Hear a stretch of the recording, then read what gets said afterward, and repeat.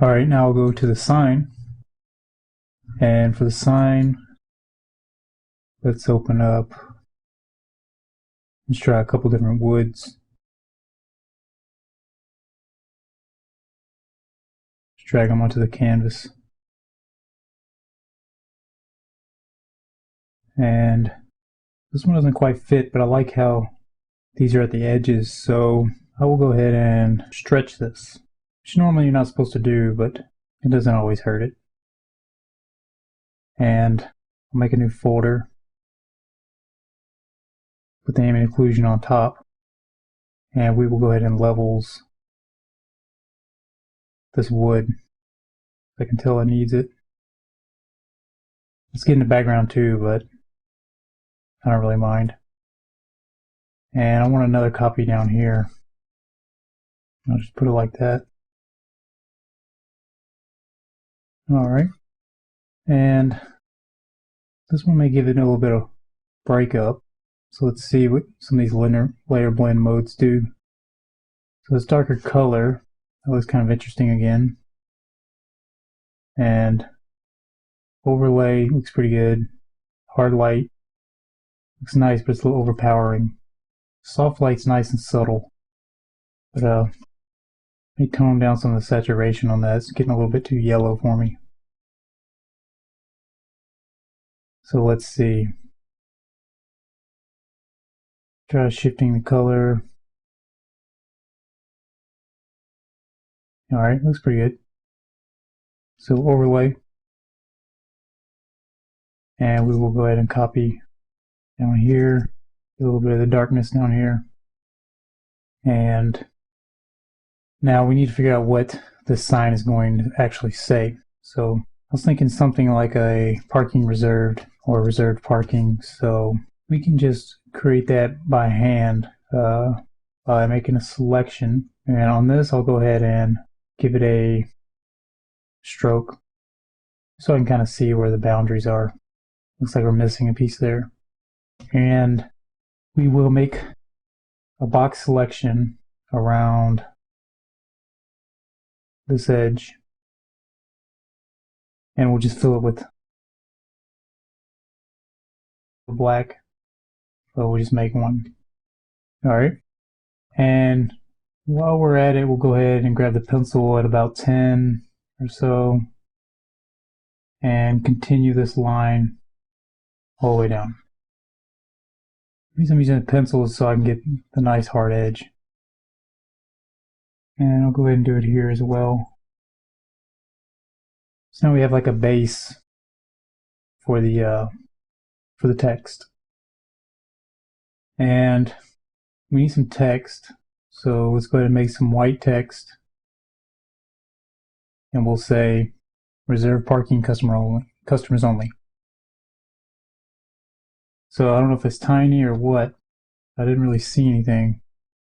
Let's go into our character palette. We'll drag it over here. And we'll set it probably to like 100 or something. And definitely not seeing it. So let's go ahead and delete it and try again, but this time just drag out. Let's start from this corner and drag out the text box. And in that text box, we'll type it.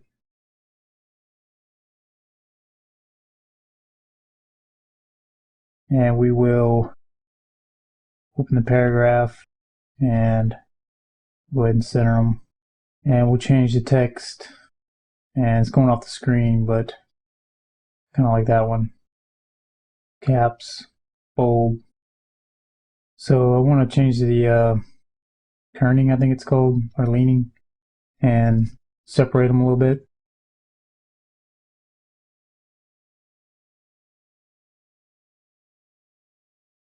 So here, let's change the size of this. It's a little bit bigger, just the top one. And we'll up this a little bit more. Alright. So it looks pretty good. Zoom out a little bit. Now let's copy this down and make this one black. And we will say next gen texturing techniques. So I don't know how the second part went. So let's see. There it is. So let's make this one a little bit smaller.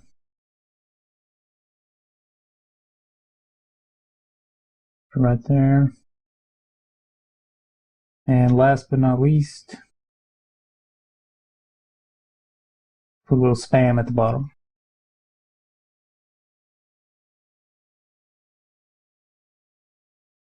Alright, so all this looks pretty clean. So what we need to do is we need to break it up some, and we're going to use some masks to do that.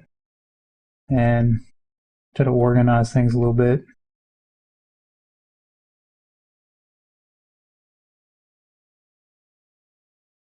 Put the ambient occlusion over top of everything.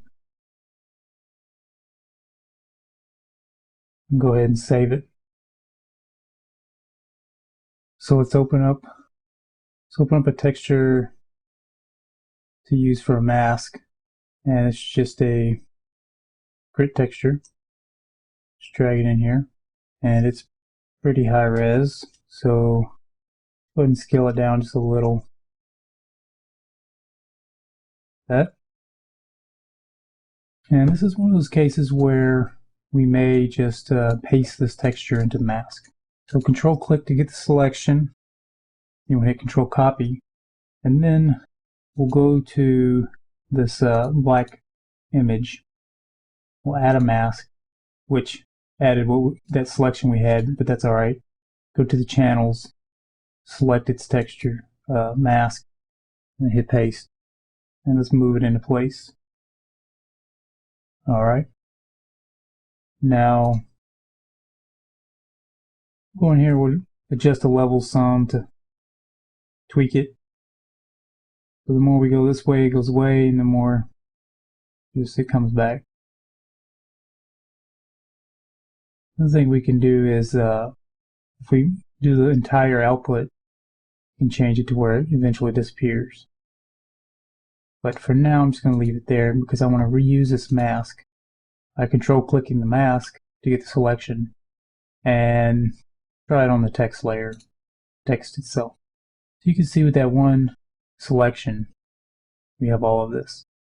Now, if I wanted to, I could just get rid of that and drag it into this folder, which almost has the exact same effect.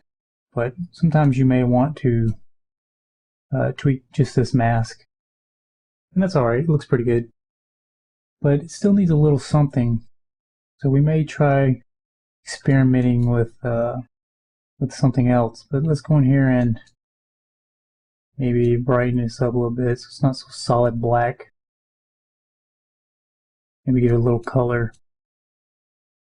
A little brown. Alright. And let's experiment with giving some of this text a bevel and emboss. Now the problem with giving a bevel and emboss on these things now, you'll see if I apply it to the whole thing, it goes all the way out to its original borders. And we want it to follow these cracks and act like that the cracks are eating away into it. So in this particular case, we'll want to preserve that original mask. And now if we go back in and give a bevel and emboss, you'll see that it goes around every single crack. Now we may want to experiment with some of these different settings in here. Some of them just blow things out. So we'll leave that. You can experiment with going up or down. And I like down if it's in the outer or inner. And then with the screen, usually you want to like sample some color out there. And same thing with the multiply. And then you can tone these things down. Just a little bit is needed. It just gives a little bit of depth. So I'll go ahead and copy it. And I want to paste it on the text. So we'll hit paste. But you can see it doesn't respect a lot of those cracks. So one thing we may have to do is control click that and then select these layers. Now you can see it follows it. But this one I don't really want it to go down. I would rather it come up like that. And probably should tone it down just a little bit. Now we may want to get rid of it here since we're using here because it's multiplying the effect. So let's go ahead and do the same thing to these and paste. Alright. So I mean, it's pretty intense on this top one. The rest of them aren't so bad, but this one just looks a little fake. So we can just tone down just a little bit, and that helps.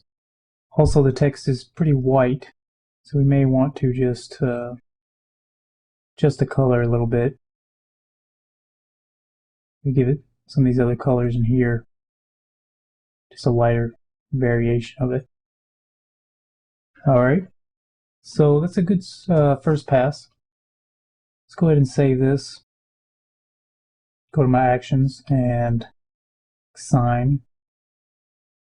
Go back into my scene.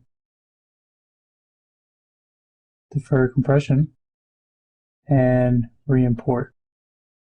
And there it is. Now we have some little problems there. But other than that, pretty good first pass. So let me just go fix that problem real quick. So on here, we'll want to turn that stroke off, and we want to limit the levels in our wood to just the entire area. And we'll zoom in. We want to make sure the wood extends. So we'll just duplicate this and we'll drag it out. We'll make sure it's at the bottom of the stack, and we'll drag it out. Just make sure there's something there. Same thing with over here. So I just merged those together, and they're just there to add a little bit of something. So I'll save that one, go back, and re-import. And you'll notice there's still a little problem, so I'm going to have to go check the UVs, make sure they're lined up right. So if you see a little problem like that, you can go in here and you could also check this stuff out in Max if you don't have access to Unreal. But it just won't look as close to what you would expect because you'd have to mess with the lighting setup and all that. So just go in here, and then we want to filter to the sign. So which one is the sign? I can't remember. There it is. And we'll show the sign texture, but it's grayed out, and I'm not sure why. I think it's grayed out because the metal bump knot is enabled on everything. So one thing we can do is we have constant update on. We can go in and turn all those off, or we can just go in here and select the entire thing, and we'll make sure constant update is on.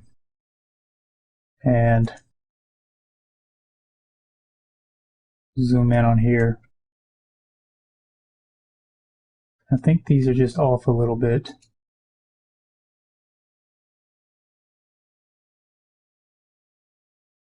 So that looks like it fixed the problem.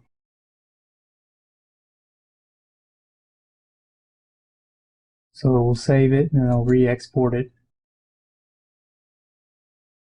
Go back into Unreal, sync to the generic browser, and just import it back into the scene. If we hide this, we see it's fixed. Alright, so that pretty much is the sign base. So now we'll just go in and do the grass last.